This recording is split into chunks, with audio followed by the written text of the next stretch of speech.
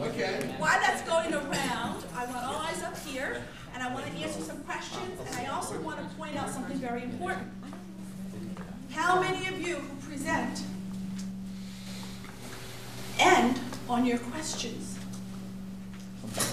Sometimes. So when I talked about having a strong closing, that closing comes after your questions.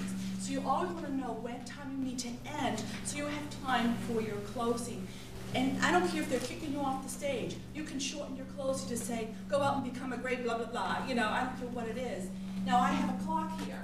It's called Public Speaking Can Be Fun. I'm not called, that's what it says on it, with my logo. And I give these to people who, my coaching clients or anybody who buys my goodie bag package, which the information is on your sheet there if you would like it. It's all my books on public speaking. But I always have a clock in front of me because I was told today I have till 8 o'clock, right? So I have this in front of me and I know I'm watching the clock. It's better than looking at your watch every 2 seconds, which I know I did today, but I'm not perfect. So I would like to answer a question or a couple questions before I do the drawing and before I close. Sean. I heard you're not supposed to take questions. You're supposed to say, if you have questions, please see me after the presentation at the back of the room so you don't get stumped. Oh, Sean, I'm so glad you said that. What he said was, I heard you don't take questions. You say, you know, so you don't get stumped. No questions, see me afterwards. He's half right. And I'm so glad you said that because we're going to talk about something so important here. When you have run out of time, and there's still people who have questions, that's when you say, I see there's a lot of questions, I would love to answer them, please see me afterwards in the hallway, I'll be around for a while. Stick around to answer their questions, but we have to close so you can all get to work and do whatever. But you always want to have time for questions. And Bob's nodding his head, tell me why, Bob. You want to find out what your audience is thinking, and also too, a lot of times they'll raise questions that others might not have thought about, and they'll get you engaged. And after they say, well, I haven't get my question, well, let's talk after. So it's actually a nice lead into speaking more and getting to know your audience, so they'll talk with you. So getting they want to see you as the expert too. They want to see you as the expert. And if you can't answer the questions, you better be able to answer the questions, but they want to see you as the expert. Yeah, so they want to see you as the expert, they want to get their questions answered, give you more credibility, and that's one. There's many reasons. That's one great reason. What else?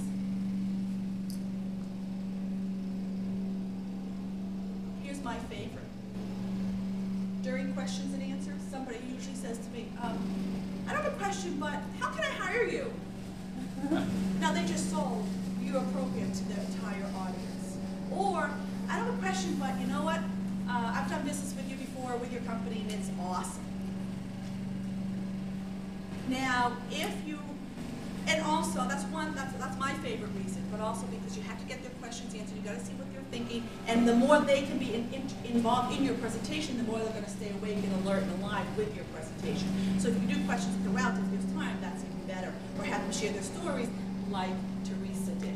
She engaged her audience, so they're very interested in presentation.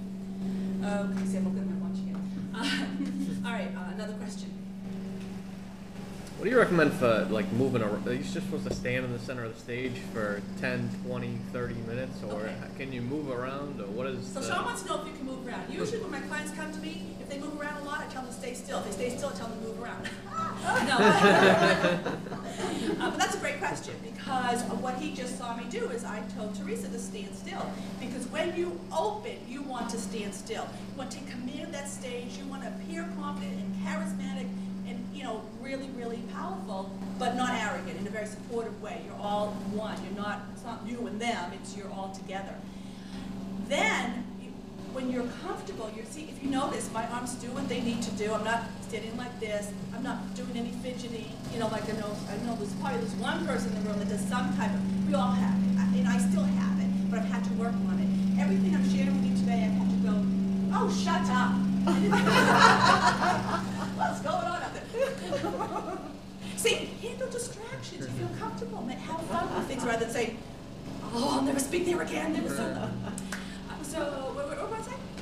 Moving around. Thank you. Okay, moving around. The most important thing is to appear confident and to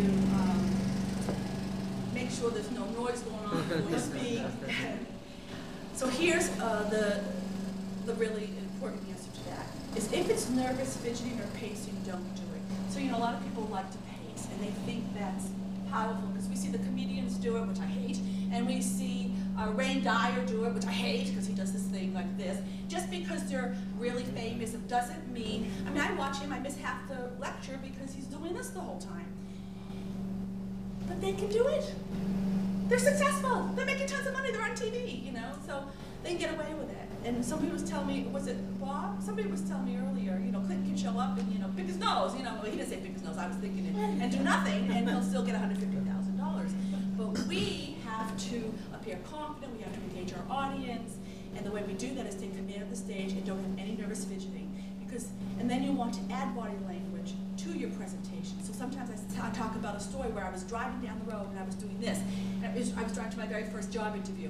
And that's better than saying I was driving to my very first job interview. So get in there, act it out, have body language that enhances your presentation, doesn't take away from it. I have to do the drawing now, sorry. It's so important to stick to your time, because then what happens? People stop listening to you, they get mad, you took away from someone else. This poor girl will have 5 minutes left to speak. And so we want to be respectful. So, but I will be here to answer any more questions. I'm going to do a drawing that I'm going to close. And why do I have a speaker?